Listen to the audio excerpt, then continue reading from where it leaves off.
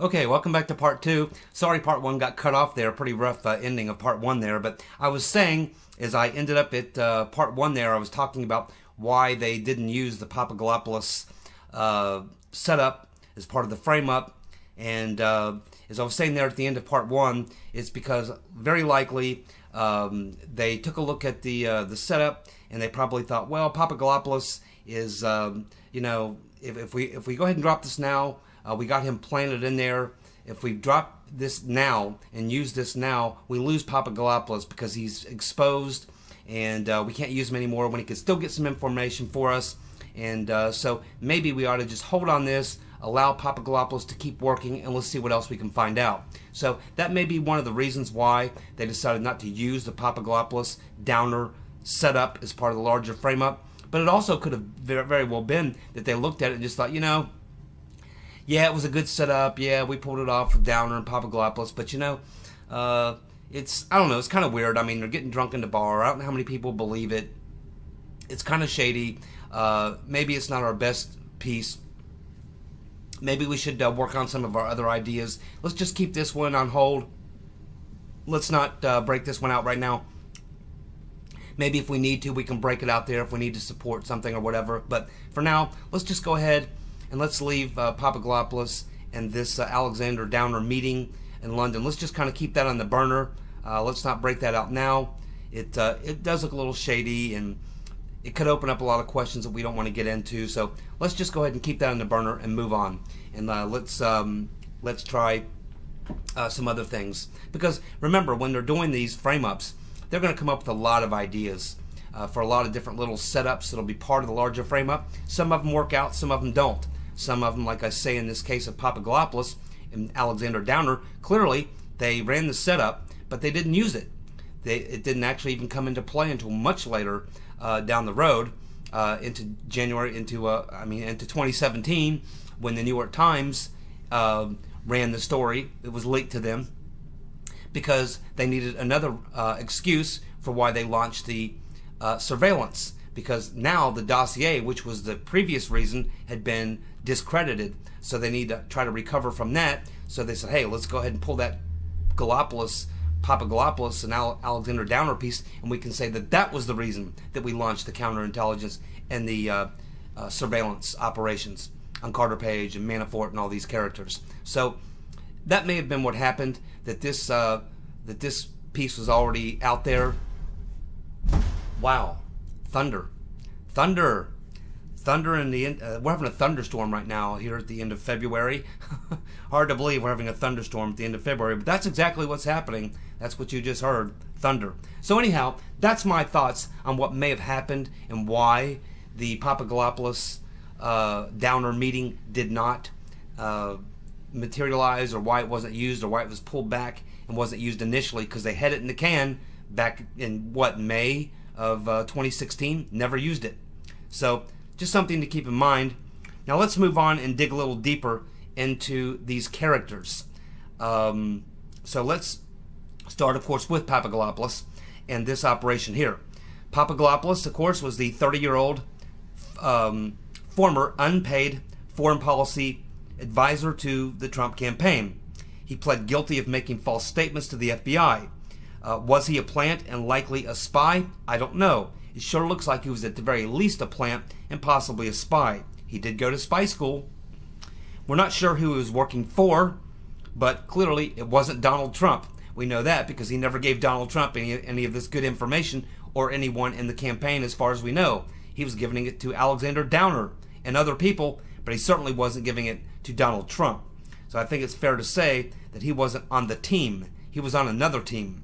And whether it was Comey's team or Hillary's team or one of the other Fusion GPS or Christopher Steele, it's hard to say. I think we may find out at some point, but right now we just don't know.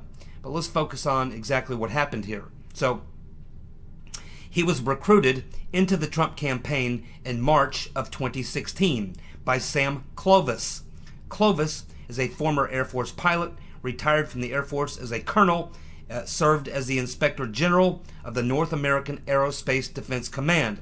He worked for Northrop Grumman, a defense contractor, and Booz Allen Hamilton, that's who Snowden worked for. He also worked for Homeland Security, and he campaigned for Rick Santorum in 2010. He worked on the Rick Perry campaign in 2015 before he joined Trump's team as a policy advisor.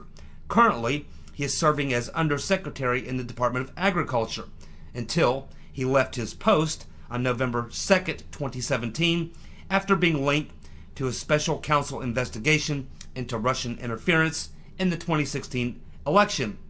Papadopoulos claims that it was Clovis that directed him to travel to Russia and meet Russian officials to build relationships with the Russians. Clovis denies this. Clovis is now a radio talk show host. He's pretty much anti-Obama, anti-climate change, anti-same-sex marriage. So this is very interesting. Here we have one of these two people are lying. Either Clovis did direct Papadopoulos and he did bring him into the campaign, or he did bring him into the campaign and he did not direct him to go to Russia and build relationships with Russians. That may have been another lie that Papadopoulos told. We just don't know at this point. But that's what we know about Mr. Clovis. In the spring of 2016, Papadopoulos was living in London. At that time, he was approached by Joseph Misfud, the professor, source B of the dossier. On March 14th and on March 21st, the two met, where Misfud allegedly told Papadopoulos that the Russians had dirt on Hillary in the form of thousands of emails. Now, on the second meeting, on the 21st, Misfud brought along Olga Polskaya, who Papadopoulos was told was Putin's niece. This turned out to be false. Papadopoulos sent emails to at least 7 Trump campaign officials to tell them about Russians having damaging information about Hillary. This was before the hacks of the DNC and the WikiLeaks releases. In May of 2016, Papadopoulos told Australian diplomat, allegedly, Alexander Downer, that the Russians had dirt on the rotten Reverend Clinton. 2.5 months later, Downer got word to the FBI, which then launched a counterintelligence operation into the Trump campaign. Allegedly. That's the reason it was done. Manafort instructed a lower level staffer to contact Papadopoulos to tell him that meetings with Russians were not going to happen and to get off of it. After being interviewed by the FBI on January 27, 2017, Papadopoulos deleted his Facebook account.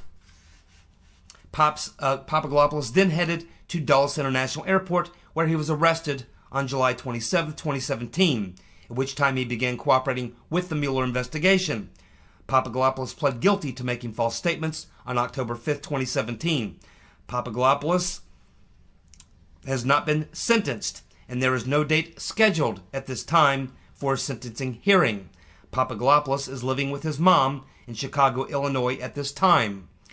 Papadopoulos was photographed at Link University Spy School in Rome, Italy in May of 2016.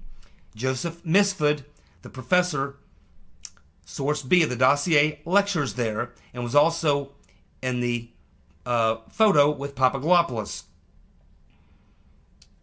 Papadopoulos met and began a relationship with Simona Manicante, who worked for the European Parliament. They met in an airport in New York in 2017. 7 months after they started chatting on LinkedIn,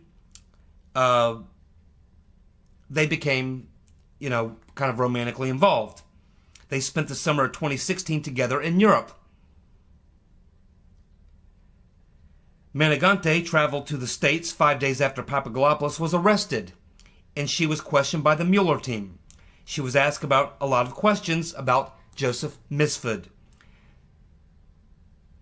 Manicante worked for Misfud September through November of 2016 in London.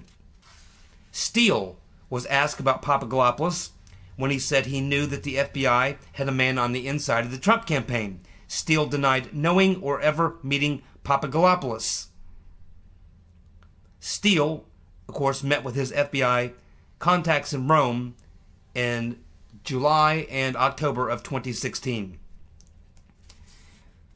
So here we have Papadopoulos, and as we can see, he has these contacts, these meetings, and you got to wonder how a guy like Papadopoulos would get access to these people, how he would be introduced to these people. Now we're told that it came from people that he knew who were all involved in foreign policy and things and such like that, like Misfud and some of these other characters all attend these foreign policy summits and conferences, and it's through these types of things that Papadopoulos was able to get himself into these circles of people that he would have these relationships with them. But he certainly looks like a plant. Christopher Steele says he heard that there was a plant inside the Trump campaign team from Glenn Simpson, who got it from the FBI or Nellie Orr or someone. So there's only really two people we can think of that look like they may have been an inside plant. And a lot of people think it may have been Carter Page. A lot of people think it may have been Papadopoulos. My money would be on Papadopoulos if it were between him and Carter Page. Excuse me. So this is what makes Papadopoulos such a strange character. The fact that he's this young guy, he doesn't have that much experience, he's worked at very low levels in the State Department, he's hung out, he gets around, he knows some people. Clearly, he's working for somebody. And at this point, I just don't know if it was FBI, Fusion GPS, Christopher Steele, exactly who had him out there, but it looks very, very much like he was a plant.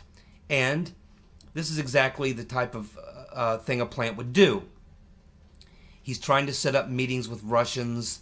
He's trying to do things that feed the narrative that would support the overall frame-up. That's why I said many months ago he looks like a plant. Whether he was Comey's guy, or whether he was Steele's guy, or whether he was somehow involved with David Kramer, who also is a guy who works for who runs the McCain Institute, Senator Magoo's right-hand man. He also attends a lot of these international conferences, travels around the world on McCain's dime for the McCain Institute, which of course takes donations, and that's how Kramer is paid. So whether or not Kramer met Papadopoulos through his, Rolodex of people that he meets and associates with when he's at these foreign policy conventions or not, I don't know. But he seems to come from the more Republican side of the aisle. If it's true that Clovis was the man who brought him in, then when you look at Clovis, it appears that he would probably more be associated with Senator Magoo and David Kramer than he would be with Christopher Steele or Fusion GPS. Those are kind of lefties. Papadopoulos seems to come from the right, or from neocons, or from people who would be associated with a McCain or a Kramer. So that's why it's a little dodgy. You don't know which way to go. He appears to be conservative. He goes to these types of functions, hangs out with these types of people. So I'm just not sure where he came from. But the point of the matter is, he looks like a plant. And he looks exactly like, in this entire situation that you see here with Papadopoulos, looks entirely like it was one of several different setups that he was involved in that could later be used in the overall frame-up. It looks like Papadopoulos was a player. Now the only question remains, did he know that he was a player? And it depends.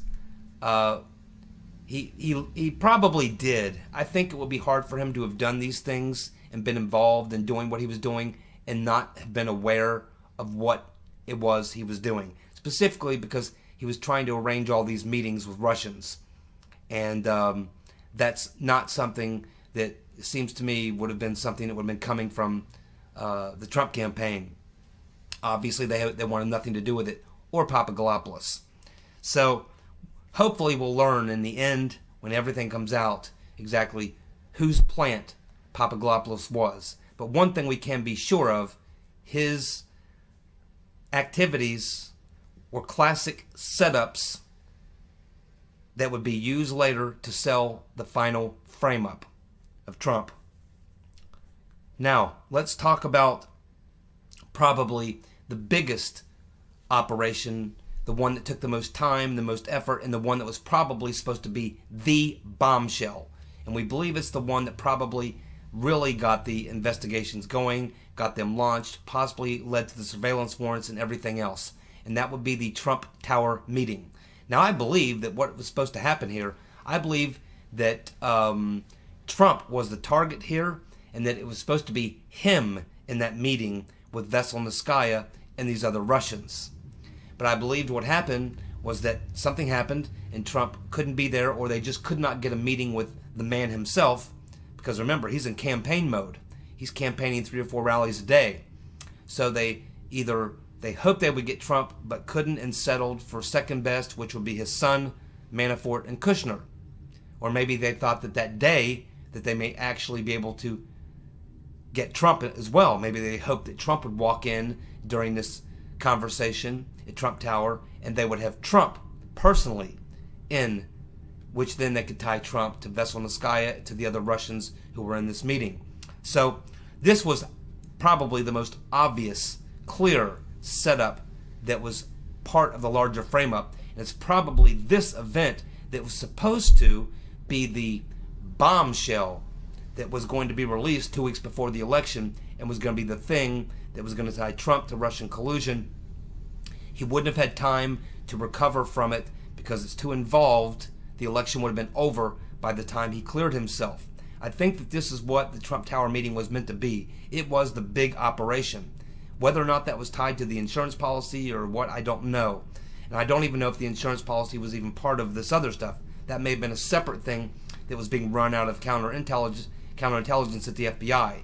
This was probably, the Trump Tower meeting looks a lot more like a Fusion GPS, Christopher Steele, Hillary Clinton insiders setup. It looks like it was probably coming more from there than from anything going on with Strzok and Page and those others. Although they may have been aware of it and involved in it some way, I don't really know. We'll find out, I'm sure, down the road. But for now, let's go ahead and focus on this, probably the most critical of the various setups that were used for the eventual frame-up of Trump.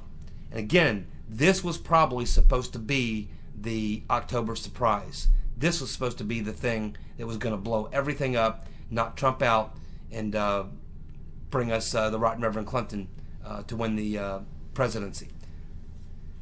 But it didn't happen. So in the Trump Tower meeting, let's go through this. In the Trump Tower meeting, we had Trump Jr., Paul Manafort, and Jared Kushner.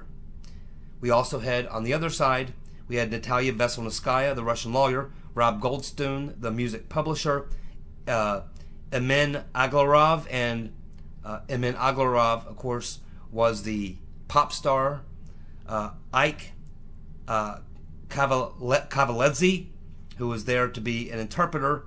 We had Anatol Samachornov, and we also had Rinat Akhmetshin. The meeting was on June the 9th of 2016. Now keep in mind, Rinat Akhmetshin was also at that Halifax International Conference where he actually spoke, where Senator Magoo and David Kramer first learned from the British former intel guy, Sir Andrew Wood, about the dossier. Akhmetshin was also at that meeting, and we're going to look a little closer at him as we move forward here. So, June the 3rd, Rob Goldstone contacted Trump Jr. Goldstone was a British publicist whose association with the Trumps, I should say, both father and son, was established in 2013 when Trump Senior and Junior, I believe, were in Moscow for the Miss Universe pageant, which Trump co-owned at the time. Goldstone was a music publicist. One of his clients was Imen Aglarov, a singer from Azerbaijan. Aglarov's father, Eris, was a wealthy real estate developer in Moscow. Now, the June 3rd email from Goldstone to Trump Jr. reads as follows. This is the email, the first email that was sent to Trump Jr. by Goldstone to set up that meeting. Listen carefully. The email reads as follows. Eamon just called and asked me to contact you with something very interesting.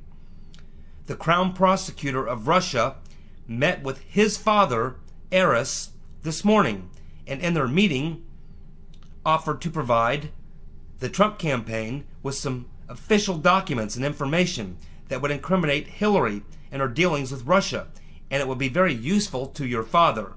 This is obviously very high level and sensitive information, but is part of Russia and its government's support of Mr. Trump, helped along by Eris and Eamon. So this is the email that first Goldstone sent to Trump Jr. And we're going to break down every word of this as we move forward. And you'll see exactly what I mean when I say this was a flat-out no-brainer. This was a classic setup as part of a larger frame-up. So Trump Jr. responds to that email. Thanks, Rob. I appreciate that. I'm on the road at the moment, but perhaps I just speak to Eamon first. Seems we have some time, and if it's what you say, I love it, especially later this summer. Could we do a call first thing next week when I am back? So that's how Trump Jr. responded to that email. And keep in mind, Eris is the pop star, the son. Eris is the father, real estate magnate, who is the father of Eamon, the pop star. So it was really, we're told, this conversation between Eris and this Russian government person that got Eris, I guess, to call his son Eamon and say, hey, why don't you call Rob Goldstone? You got his number. Give him a call and tell him that I just got some information from this meeting with this Russian government guy, and it could be helpful to the Trump campaign. Why don't you call Goldstone and have him contact Trump Jr., because he knows Trump Jr., he's got his contact, and he can set this up. So you have to wonder at this point, who prompted all of that? Who prompted all of that? Now, in a June 7th email, there was an agreement that the material would be delivered to Trump Jr. by an unnamed Russian attorney. At the meeting, Goldstone introduced this person as Moscow-based attorney Natalia Veselnitskaya. Veselnitskaya said that she was not a government official. However, she is known to have ties to the Russian government. According to Goldstone, she had planned to be in New York for a court appearance on June 9th through Trump Jr. and was then offered an in-person meeting that afternoon on the 9th, which Goldstone confirmed. Trump Jr. forwarded that email to Kushner and Manafort. The meeting was set. It lasted 20 minutes and it was a bust.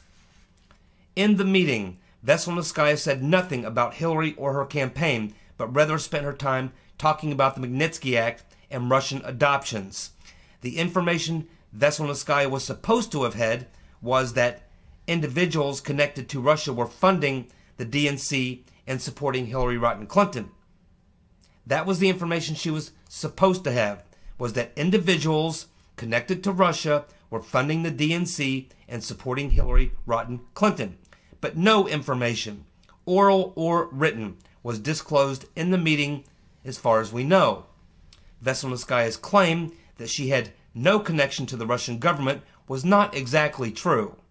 She did, in fact, have regular contact with a Russian prosecutor named Yuri Chaika, who had given Veselnitskaya information about the investigation regarding the Magnitsky Act. So she was in the States working for Fusion GPS on another matter, and at the same time, obviously, Yuri Chaika, this Russian prosecutor, said, hey, while you're there in the States working on this other matter for this American Fusion GPS company, why don't you do some work for us on the Magnitsky Act? That's probably how that went down. On July 8th of 2016, 1 month after the meeting, the New York Times reported the meeting, quote, with a Russian lawyer who had connections to the Kremlin, unquote. Their source was, quote, people familiar with the documents, unquote. The Times also reported that the meeting was based on getting negative information on Hillary Rodham Clinton and had nothing, according to the emails, had anything to do with the Magnitsky Act or adoption letter. Also stated that the offer was part of Russia and its government's support of Trump, helped along by Aris and Eamon. So here we have the New York Times. 1 month after the meeting, someone leaks to them. I think we know who that was, probably Peter Benstrokinus. Someone leaks to the New York Times about this meeting taking place.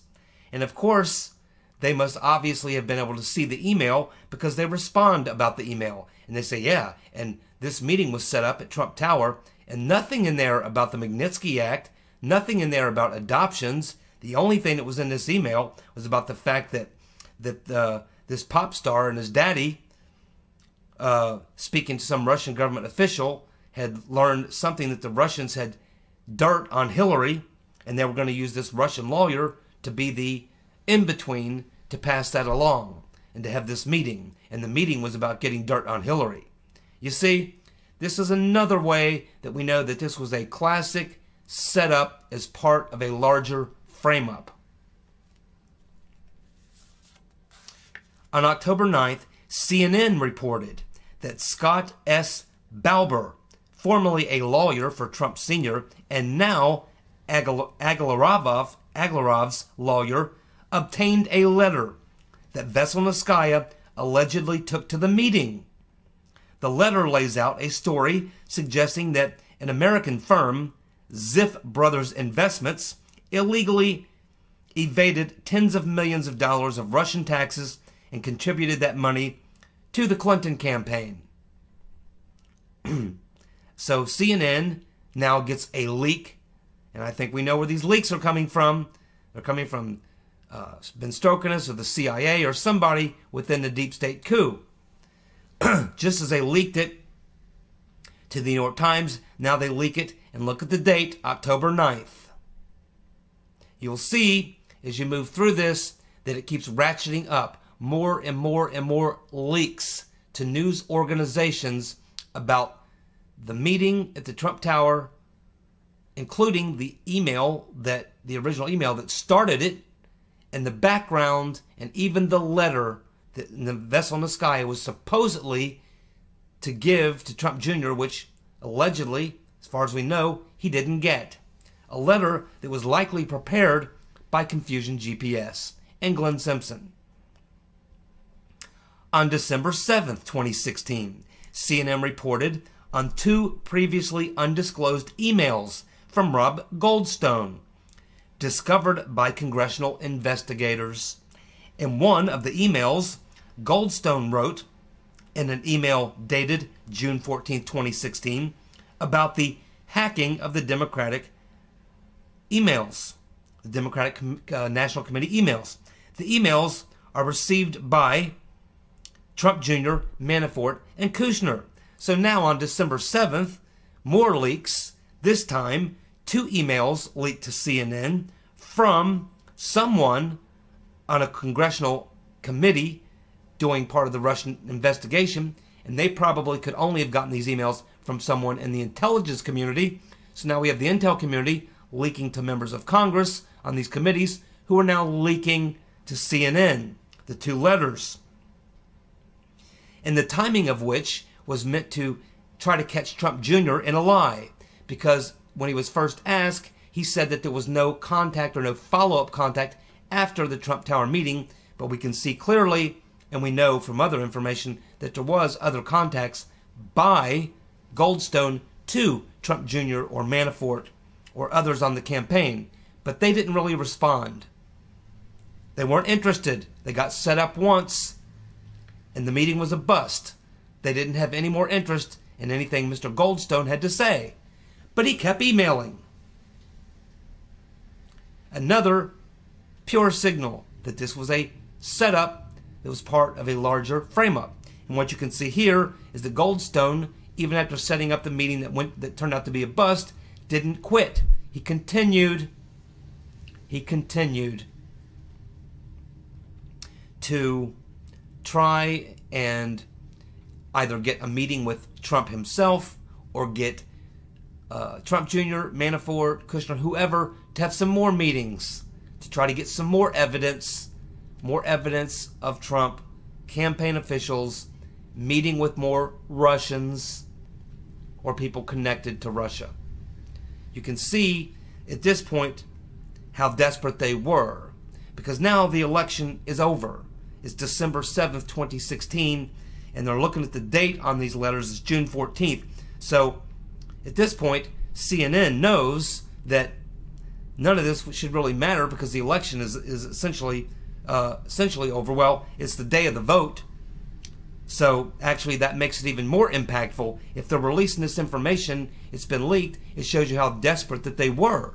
If it's leaked on December 7th, the day before the vote that this happened, it was clearly a desperation move, because Comey, well, going back before that, they couldn't use the dossier because no one could verify it.